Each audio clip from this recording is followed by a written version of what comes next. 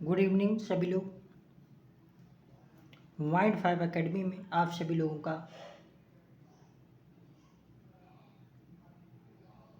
तहे दिल से धन्यवाद करता हूँ। तो आज शाम की क्लास स्टार्ट होने वाली है मैथ पेडागोजी सीटेड एग्जाम के लिए। पहला प्रश्न स्क्रीन पर आ चुका है।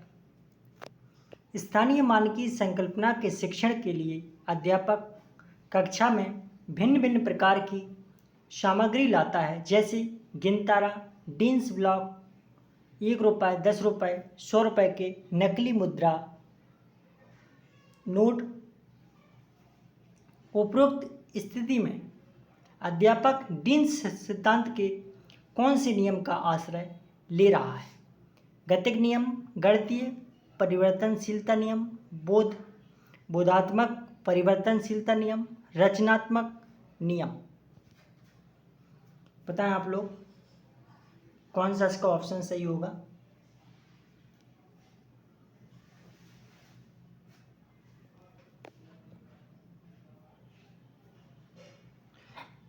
स्थानीय मानकी संकल्पना के शिक्षण के लिए अध्यापक कक्षा में भिन्न भिन्न प्रकार की सामग्री लाता है, जैसे गिनतारा, डीन्स ब्लॉक, 1 रुपये, 10 रुपये, 100 रुपये के नकली मुद्रा नोट। तो उपरोक्त में से अध्यापक डीन्स सिद्धांत के कौन से नियम का आश्रय ले रहा है? इसको कहते हैं गतिक नियम। कौन सा? गतिक नियम।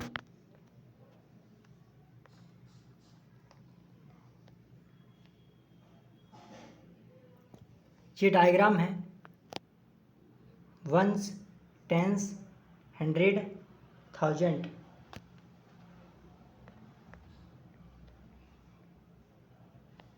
अगला प्रश्न, त्रुटियां गणित में एक महत्वपूर्ण भूमिका निभाती हैं। यह बात गलत है, क्योंकि त्रुटियां गणित के प्रति लापरवाही वाली अभिवृत्ति को दर्शाती हैं। सही है, क्योंकि शिक्षक को यह समझने में मदद मिलती है कि बच्चे ने गणितीय अवधारणाओं का निर्माण कैसे किया है। गलत है, क्योंकि गणित त्रुटि रहित विषय है। सही है, क्योंकि त्रुटियां कम बुद्धिलब्धि IQ को दर्शाती हैं। तो बताएं आप लोग कौन सा इसका ऑप्शन सही होगा।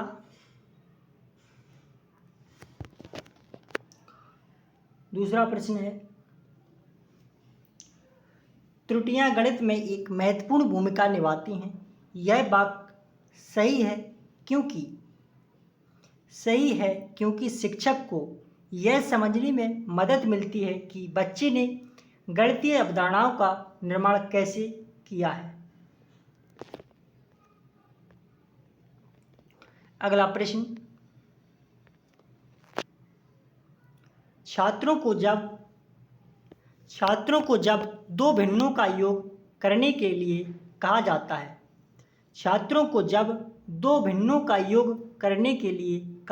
है, तब बहुधा इस साधारण त्रुटि का सामना होता है। वे अंश को अंश में जोड़ देते हैं और हर को हर में। इस भ्रांति का क्या संभावित कारण हो सकता है? बताएं आप लोग कौन सा कारण हो सकता है।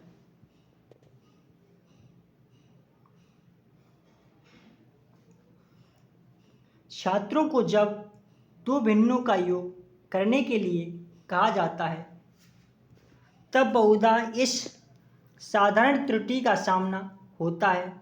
वे अंश को अंश में जोड़ देते हैं और हर को हर में। इस भ्रांति का क्या संभावित कारण हो सकता है?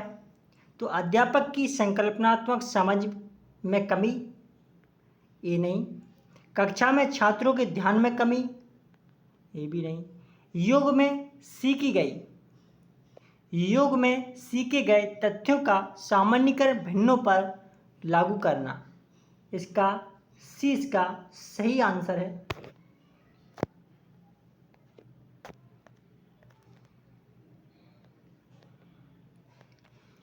अगला प्रश्न, छात्रों की आंकड़ों के संग्रहण की समझ के आकलन के लिए सर्वाधिक उपयुक्त रचनात्मक कार्य है। कौन सा है बताएं। आप लोग जल्दी से बताएं कौन सा ऑप्शन इसका सही है।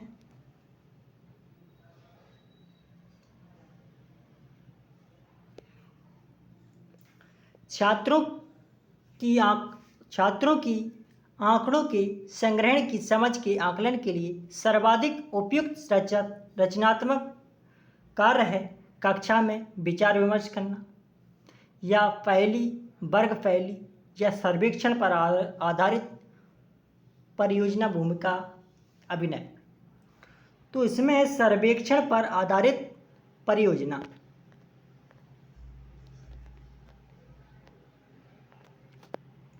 अगला प्रश्न है, प्राथमिक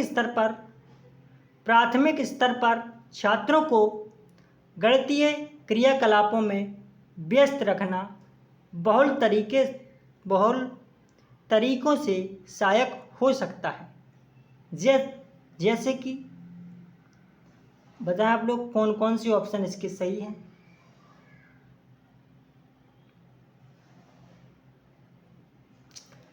तो प्राथमिक स्तर पर छात्रों को गणितीय क्रियाकलापों में व्यस्त रखना बहुल तरीकों से सहायक हो सकता है, जैसे छात्रों को कई अमूर्त अवधारणाओं का अन्वेषण करने और परिकलन रणनीतियों को सीखने के अवसर प्रदान करना, समय सारणी में दिए गए खाली कालांशों का उपयोग करने में सहायता करता है, छात्रों को उनकी गणितीय समझ एवं विवेचन को और गहन करने में सहायता करता है,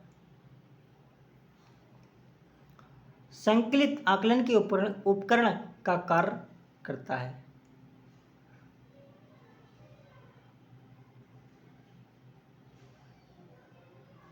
तो छात्रों को कई अमूर्त अवधारणाओं का अन्वेषण करने और परिकलन रणनीतियों को सीखने के अवसर देता है, ये सही है। इसके बाद समय सारणी में दी गए खाली कालांशों का उपयोग करने में सहायता, ये नहीं है।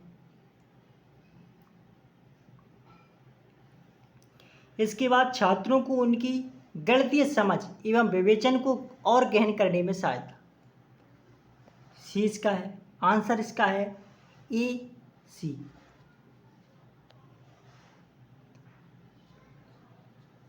इसका डी इसका सही आंसर है।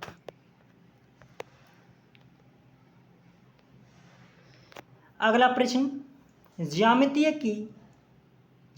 को गणित का एक महत्वपूर्ण क्षेत्र माना गया है। ज्यामिति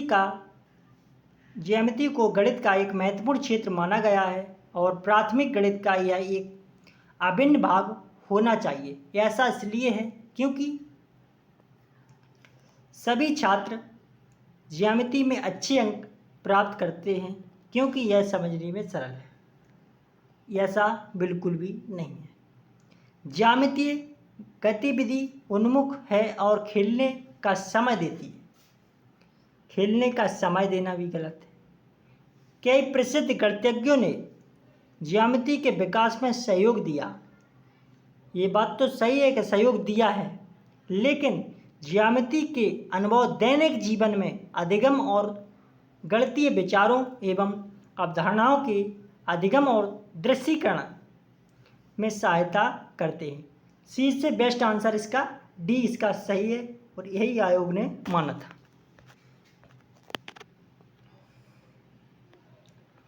अगला प्रश्न, सुश्री श्रेया एक प्राथमिक कक्षा की गणित अध्यापिका अपने शिक्षार्थियों को 2 अंकों वाली संख्याओं का योग पढ़ाने के लिए विविध विधियों का उपयोग करती है। जैसे उसकी शैक्षिक विधि के लिए निम्नलिखित में से कौन सा कथन अत्यंत उपयुक्त है? वह केवल गणितीय संचारण पर बल दे रही है। वह अपने छात्रों को गणित में प्रश्नों को हल करने के लिए विविध उपागमों को प्रस्तुत कर रही है। वह बहुल विधियों का उपयोग करके छात्रों को भ्रमित करना, ये भी गलत है। एक प्रश्न को हल करने के लिए वह अधिक समय व्यर्थ करना, ये भी गलत है। आंसर इसका है बी, वह अपने छात्रों वह अपने छात्रों को गणित में प्रश्नों को हल करने के लिए विविध उपागमों को प्रस्तुत कर रही है। बी इसका करेक्ट सही आंसर है। अगला प्रश्न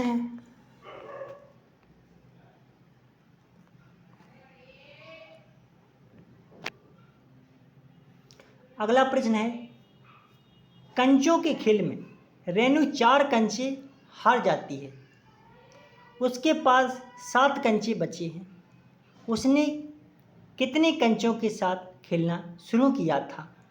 उपयुक्त प्रश्न उदाहरण है योग पर संदर्भात्मक प्रश्न का, खुले सिरे वाले प्रश्न का, बहुविकल्पीय प्रश्न का, व्यवकलन पर संदर्भात्मक प्रश्न का। बताएं इसका कौन सा इसमें ऑप्शन सही लग रहा आप लोगों को, बताएं जल्दी से।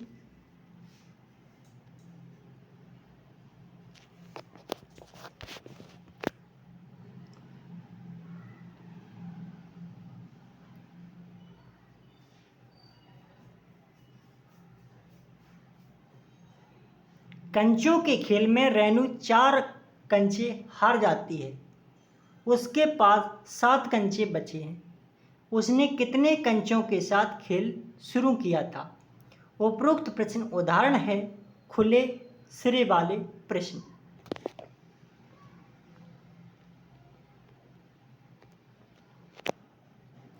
हम पौष्टिक पद्धति का उपयोग कहाँ पर करते हैं? हम पौष्टिक पद्धति का उपयोग कहाँ पर करते हैं? हम पौष्टिक पद्धति का उपयोग कहाँ पर करते हैं? आंकड़ों की प्रमाणीकरण, परिमाणन के लिए, कोणों को मापने के लिए, दूरी को फुट और गज में मापने के लिए, हिंदी अरबी संख्यांकों को लिखने के लिए। बताएं आप लोग, सभी लोग बताएं जल्दी से। हम पौष्टिक पद्धति का उपयोग कहाँ करते हैं? पौष्टिक पद्धति का उपयोग करते हैं हिंदी अरबी संख्यांक को लिखने में।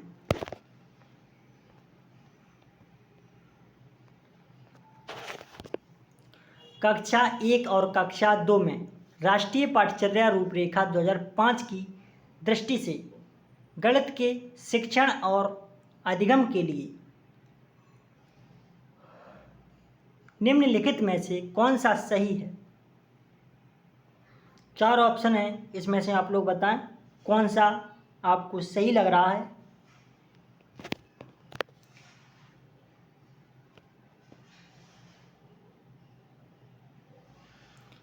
कक्षा 1 और कक्षा 2 में राष्ट्रीय पाठ्यचर्या रूपरेखा 2005 की दृष्टि से गणित के शिक्षण और अधिगम के लिए निम्नलिखित में से कौन सा सही तरीका है?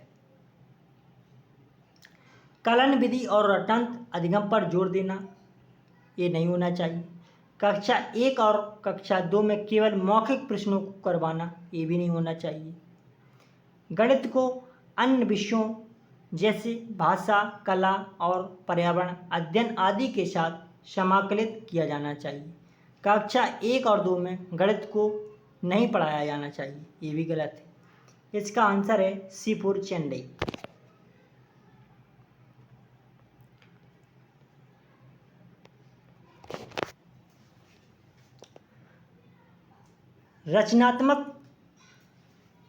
रचनावादी कक्षा में दशमलवों के गुणन का परिचय देने के लिए रचनावादी कक्षा में दशमलवों के गुणन का परिचय देने के लिए निम्नलिखित में अत्यधिक उपयुक्त कौन सा है?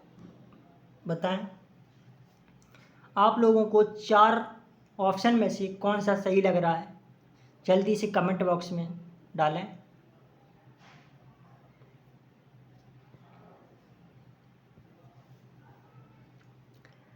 रचनावादी कक्षा में दशमलवों के गुणन का परिचय देने के लिए निम्न में से अत्यधिक उपयुक्त कौन सा है? दशमलव को प्रदर्शित करने के लिए ग्राफ ग्रिड का उपयोग करना और उसके बाद दशमलव के गुणन का परिचय देना, दशमलव को भिन्न में परिवर्तित करना और फिर गुणन करना, दशमलव को पूर्ण संख्याओं में परिवर्तित करना और फिर गुणन करना। औपचारिक कलन विधि, तो ये तो वैसे भी गलत हो गया कलन विधि। रचनावादी कक्षा में सबसे बेस्ट आंसर है दशमलव को प्रदर्शित करने के लिए ग्राफ ग्रिड का उपयोग करना और उसके बाद दशमलव के गुणन का परिचय देना।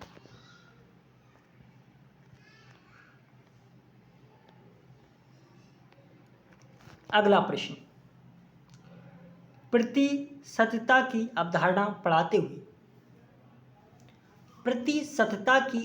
पढ़ाते हुए कक्षा में विषय त्योहारों के मौसम में बिक्री और छूट पर विचार विमर्श प्रारंभ किया गया।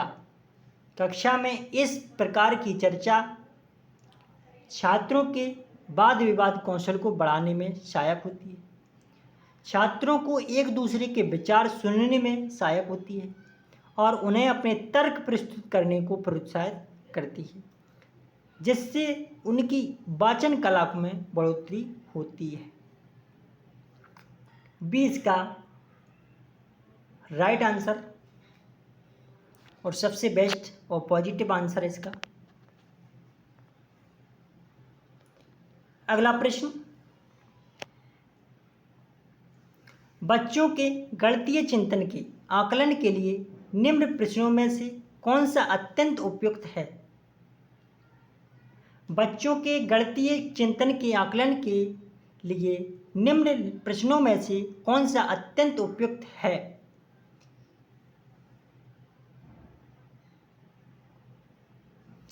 बताएं आप लोग कौन सा उपयुक्त है। बच्चों के गणितीय चिंतन के आकलन के लिए निम्न प्रश्नों में से कौन सा अत्यंत उपयुक्त है? यदि 4.25 को 0 से 1 के बीच की किसी संख्या से गुणा किया जाए तो गुणनफल 4.25 से के कम या अधिक होगा।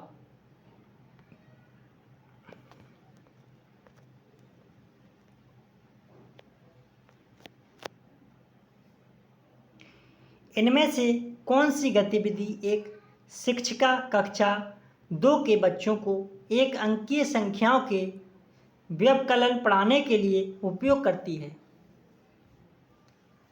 इनमें से कौन सी गतिविधि एक शिक्षिका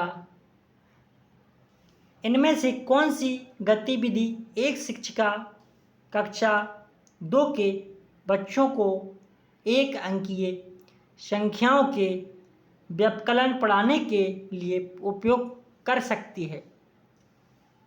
6 बिंदु बनाना और उनमें से 2 बिंदुओं पर गोला बना देना, फिर बच्चों से बचे हुए बिंदुओं को गिनने के लिए कहना। यही गतिविधि समान प्रकार के उदाहरणों से दोहराई।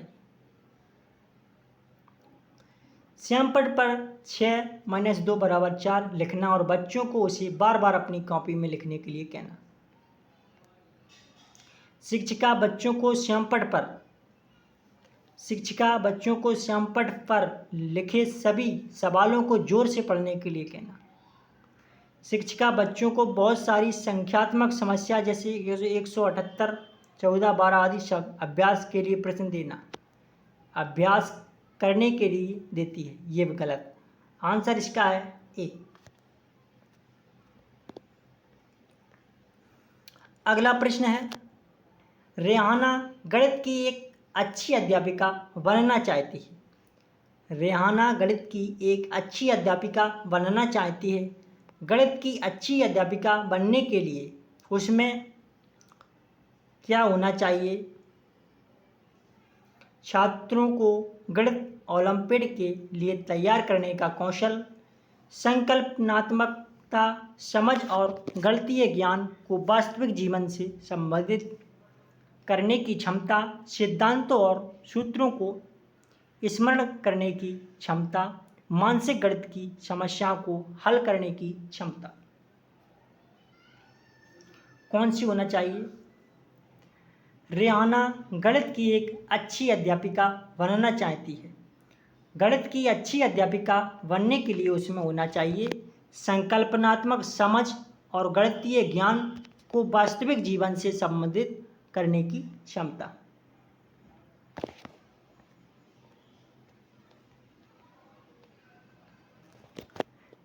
निम्नलिखित में से कौन सा डिन्स के सिद्धांत का नियम नहीं है? निम्नलिखित में से कौन सा डिन्स के सिद्धांत का नियम नहीं है? रचनात्मक नियम, गतिक नियम, उत्क्रमणीयता प्रतिवर्ती का नियम, गणितीय परिवर्तनशीलता का नियम। बताएं आप लोगों के अकॉर्डिंग कौन सा आप लोगों को अच्छा ऑप्शन लग रहा है कि ये हो सकता है।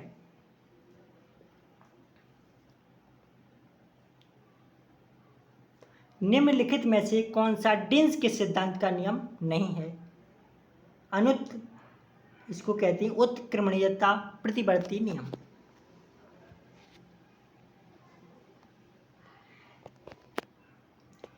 पियाजे के अनुसार संख्या बच्चे द्वारा वस्तुओं के बीच बनाए गए दो प्रकार के संबंधों का संश्लेषण है। वे कैसे हैं? क्रम और पदानुक्रम समावेशन, क्रम और प्रतिवर्ती, पंक्तिबद्धता और पदानुक्रम समावेश, पंक्तिबद्धता और संरक्षण।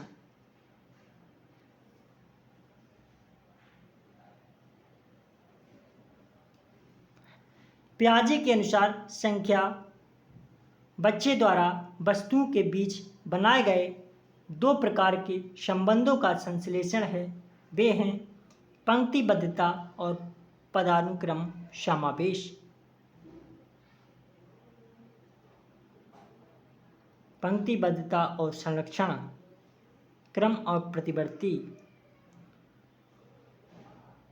कौन से हैं? बताएं जल्दी। पियाजे के अनुसार कौन से हैं? पियाजे के अनुसार हैं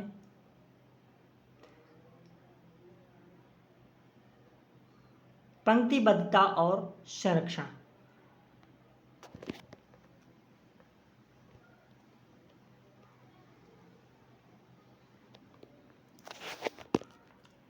बहुधा छात्र दशमलव संख्याओं की तुलना करने में त्रुटि करते हैं। उदाहरण के लिए 0.50 को 0.5 से बड़ा बताते हैं। इस त्रुटि का सर्वाधिक संभावित कारण हो सकता है पूर्ण संख्या के तथ्यों का दशमलव संख्याओं में अति सामान्यीकरण, संख्याओं की तुलना के प्रश्नों के अभ्यास की कमी,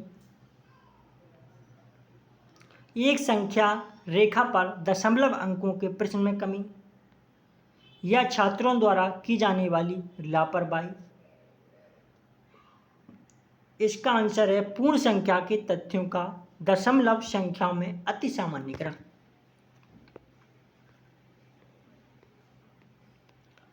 अगला प्रश्न, वर्ष 2021 में शिक्षा मंत्रालय द्वारा निम्नलिखित में से कौन सी राष्ट्रीय पहल यह सुनिश्चित करने के लिए की गई कि देश का प्रत्येक बच्चा मूलभूत साक्षरता और संख्यात्मकता प्राप्त करे?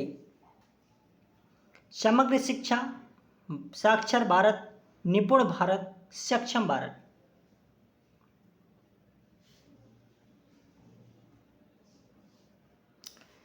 वर्ष 2021 में शिक्षा मंत्रालय द्वारा निम्नलिखित में से कौन सी राष्ट्रीय पहल यह सुनिश्चित करने के लिए की गई है कि देश का प्रत्येक बच्चा मूलभूत साक्षरता और संख्यात्मकता प्राप्त करे, जिसको कहते हैं निपुण भारत?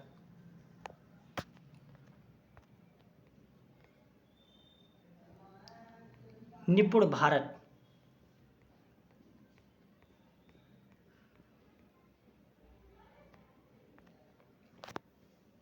अगला प्रश्न है स्क्रीन पर, निम्नलिखित में से कौन सा कथन समकक्षी मूल्यांकन के लिए सत्य है?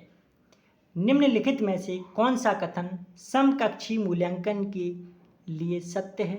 इसमें सम्मिलित है कि एक बच्चा अन्य बच्चों के कार्य का आकलन करता है और उन्हें प्रतिपुष्टि देता है। यह जोड़ों और समूह में नहीं किया जा सकता। यह योगात्मक मूल्यांकन का एक उपकरण है। यह बच्चे के सीखने, रुचियों और अभिवृत्तियों के स्व आकलन की ओर संकेत करता है। तो आज के 20 प्रश्न थे मैथ पेडागोजी की। तो आप लोगों ने बहुत अच्छे से इस क्लास को देखा और मैं समझता हूँ कि आप लोगों को समझ में पेडागोजी के जो प्रश्न पूछे जाते हैं वो अच्छे से आ गए होंगे। अगर यदि आपको समझ में नहीं आया होगा तो आप लोग एक काम करना, एक बार क्लास को और देख लेना रिपीट करके,